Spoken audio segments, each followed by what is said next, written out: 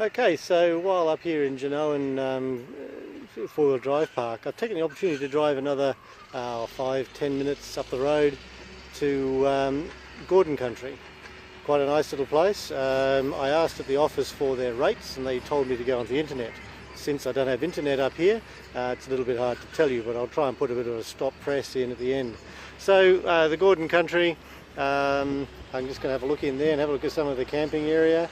There's an office, there's a little shop, there's places around, and yeah, we'll have a look and see. I know a good friend of mine, he comes here with his family and kids. Access is pretty easy. You can bring caravans up here. I just passed a few on the way, but the road is a little bit narrow. Clearance isn't an issue because the road's dirt. It's just the main drag. In fact, this road continues on up to the national park area, so it's a dedicated road and all's fine. So yeah, let's have a look and see what we can see.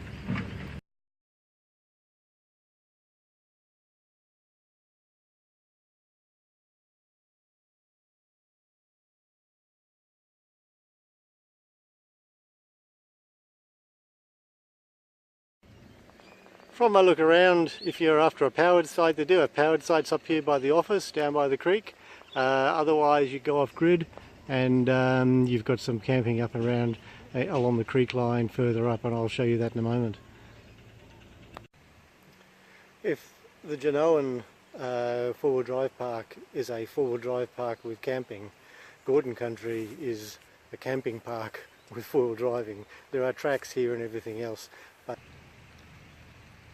what I'm seeing here in Gordon Country is more of a camper-friendly environment with toilets quite well appointed, big green grass areas, lots of shade, birds in the background, a little brook babbling around, and yes, it's a much, in my books, what I'm looking for in the Out and About is a place like this. This is nice.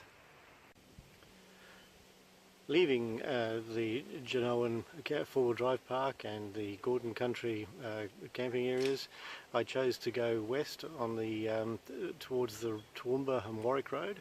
I turned right and headed north, heading towards Toowoomba, and then went through Allara, and then took the turn off down into Pilton, past the Darling Downs Zoo, and Pilton went through, and we're heading towards Gatton now. But on the way, there's several crossings of Heifer Creek, and this particular crossing that we're about to do and is a memorial here to the Thies family and all the work that they did for Queensland and Australia in the construction industry, but also the cutting that's just north of here, about 7 kilometres, and it celebrates the construction of that cutting about 6 months with D8s and big heavy machinery. And it's quite impressive from my memory.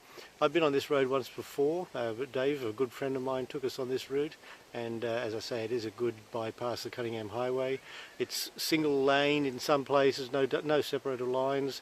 There are lines, but it's somewhat narrow, so I wouldn't bring a big van down this way, but certainly a camper van or your own car, quite okay. Just watch the corners and the single bridges. But there's a camping area here at the rest area, at the road for the Thies family. You can see it here.